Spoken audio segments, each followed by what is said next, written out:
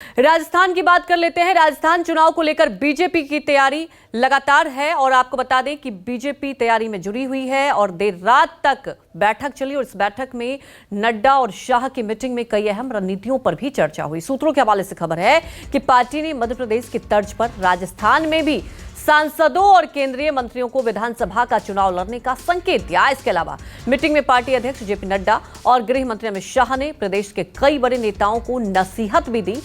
यह भी बताया जा रहा है कि वसुंधरा राजे, पूर्व प्रदेश अध्यक्ष सतीश पुनिया, सांसद राज्यवर्धन सिंह राठौर और केंद्रीय मंत्री गजेंद्र सिंह शेखावत को दो टूक शब्दों में कहा गया है कि वो अपने समर्थकों को समझाएं और गुटबाजी से बचें। सूत्रों के मुताबिक खबर यह भी है कि वसुंधरा राजे से नड्डा और शाह ने करीब 20 मिनट तक 1-to-1 बात भी की और इस दौरान वसुंधरा राजे से कहा गया कि आप बड़ी नेता हैं, पार्टी ने इस चुनाव में चेहरा सामने नहीं रखा है, लेकिन यह भी नहीं कहा है कि कब मौका नहीं देंगे और इसलिए आप नाराजगी दूर कर चुनाव में जुटे। इसके अलावा मीटिंग में पार्टी और संघ से सर्वे को सामने रखकर करीब 70 सीटों की पहली सूची में से कई नामों पर फिर से सर्वे कराने की भी बात कही गई है।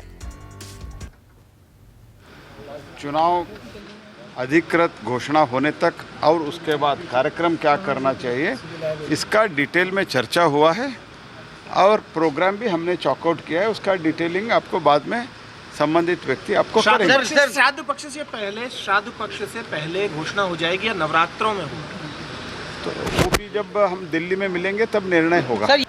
सारी स्थितियों पर सब पर चर्चा हुई, अलग अलग क्षेत्रों पर भी चर्चा हुई है, इश्यूज पर भी चर्चा हुई है। ये सरकार सबसे भ्रष्टाचारी सरकार है, उसके भ्रष्टाचार के विषय पर भी बहुत विस्तार से चर्चा हुई है और इन सब चर्चाओं के चलते हुए आने वाले समय में चुनाव को किस दिशा में लेकर जाना है, किस तरह से लेकर के जाना है, इन सब पर हमने बातचीत की। और राजस्थान की जनता ने ये सारा देखा है। उन्होंने राम दरबार को टूटते हुए देखा है, उन्होंने शिवालयों को और मंदिरों को तोड़ा है इस सरकार ने, ये भी देखा है।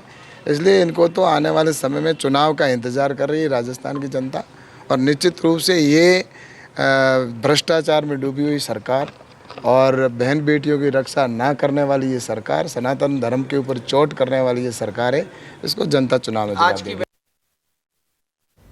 तो तमाम जानकारी के साथ जयपुर से हमारे संवाददाता केजे श्रीवत्सन लाइव जुड़ चुके हैं। केजे श्रीवत्सन, देखिए ये तो तय है, जब से मध्य प्रदेश की जो दूसरी लिस्ट जारी हुई ऐसा कहा जाने लगा कि राजस्थान का चुनाव भी उसी मद्देनजर होगा। बड़ी बात ये, बड़ी बैठक हुई, तमाम बिंदुओं पर चर्चा की गई, लेकिन जो गुटबाजी चल रही है बीजेपी में, क्या आपको लगता है जो मूल मंत्र दिया गया है उसका कुछ असर होगा, इंपैक्ट दिखाई देगा?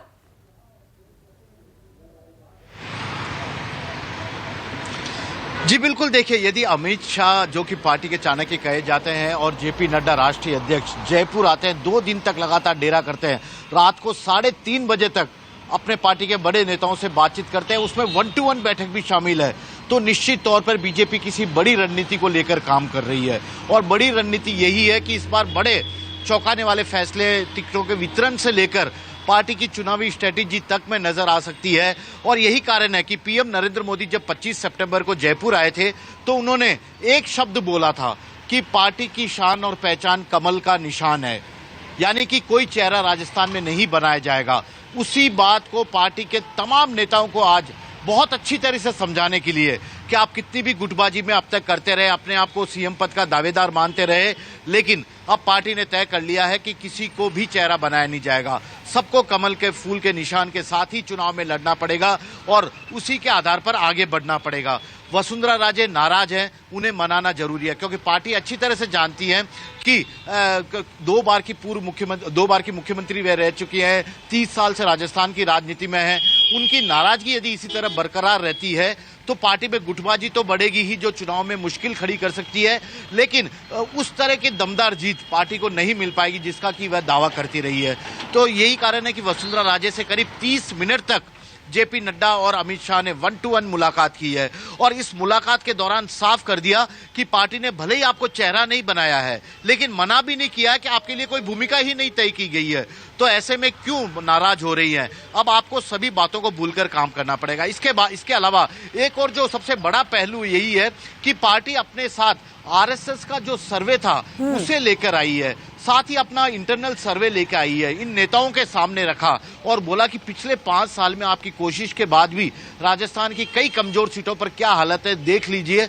सर्वे भी वह बता रहा है जो कि चुनाव की दृष्टि से काफी खतरनाक हो सकता है।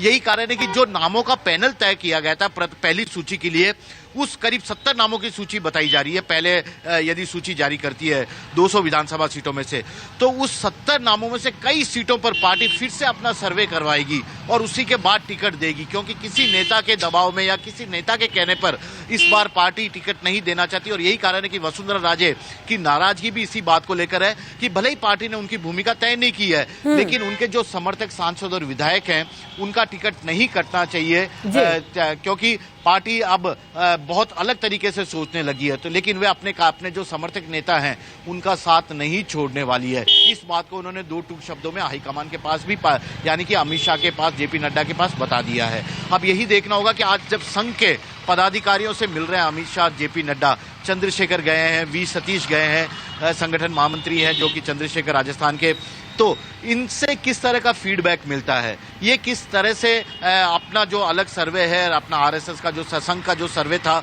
उसके बारे में क्या बात सामने रखते हैं, उस पर भी आज ये चर्चा होगी। और एक बार फिर से तमाम पार्टी के बड़े नेताओं से बातचीत करेंगे। लेकिन कल एक एक करके जब नेता इनसे मुलाकात करके बाहर निकल रहे थे, उनके चेहरे लटके हुए थे। चाहे बात राजवर्धन सिंह की जाए, गजेंद्र सिंह की जाए या फिर सतीश पुनिया की जाए, इनके चेहरे बता रहे थे कि सब कुछ इनके मन मुताबिक नहीं हुआ जैसा कि ये सोच कर गए थे अमित शाह के सामने। अमित शाह की तरफ से इन्हें 2 टूक बातें कह दी गई थी। बिल्कुल केजे, अगर देखने वाली बात यह है कि जैसा कि आप बता रहे फिर से सर्वे होगा, उसके बाद ही क्या टिकट दिया जाएगा। दूसरी बात देखिए, राजस्थान के पैटर्न को समझे, आप देखते हैं कि एक बार कांग्रेस एक बार बीजेपी, लेकिन बीजेपी इस बार नहीं चाहती कि रिस्क लिया जाए।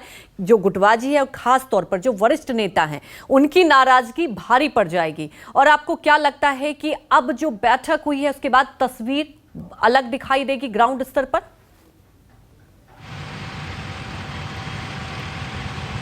जी, उम्मीद की जा सकती है कि अब तस्वीर अलग दिखाई देनी चाहिए, क्योंकि पिछले 5 साल की बात की जाए तो बीजेपी के तमाम नेता अलग थलग होकर ही काम कर रहे थे। हाल ही में बीजेपी की परिवर्तन यात्रा निकली थी। परिवर्तन यात्रा में वसुंधरा राजे शुरुआत के 4 दिनों में तो मौजूद थी, क्योंकि उस वक्त पार्टी के अमित शाह आए थे, जेपी नड्डा आए थे, राजनाथ सिंह आए थे और नितिन गडकरी आए थे। लेकिन उसके बाद जो परिवर्तन यात्रा थी उसमें वह पूरी तरह नदारद थी, गलत संकेत गया। बिल्कुल, आप हमारे साथ बने रहिए।